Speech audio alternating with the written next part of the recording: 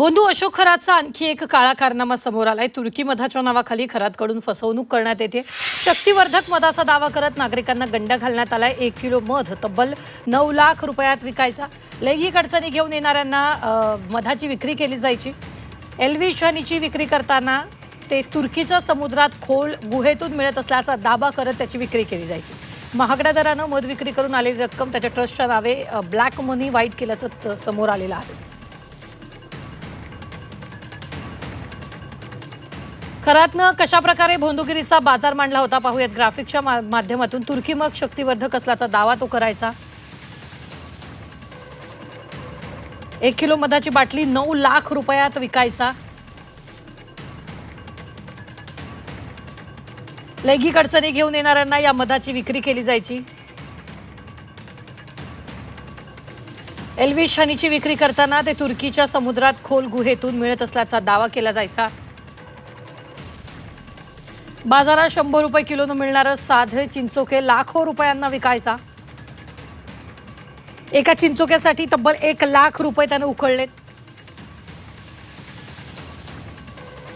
दैवी शक्तीचं असल्याचं सांगत खरात फसवणूक करायचा।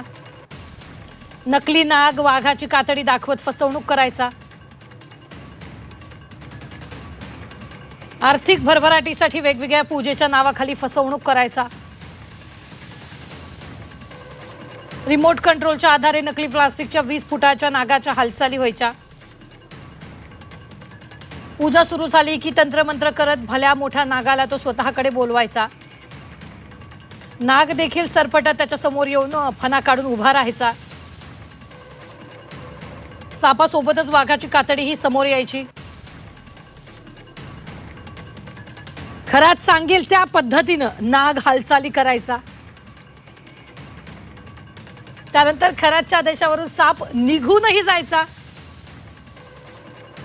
नागाला वश केल्याची भाविकांकडे बतावणी तो करायचा।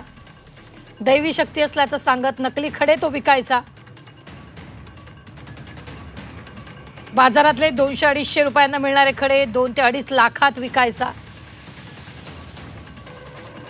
भाविकांना सोन्याच्या नावाखाली बेंटेक्सचं सोनं विकायचा।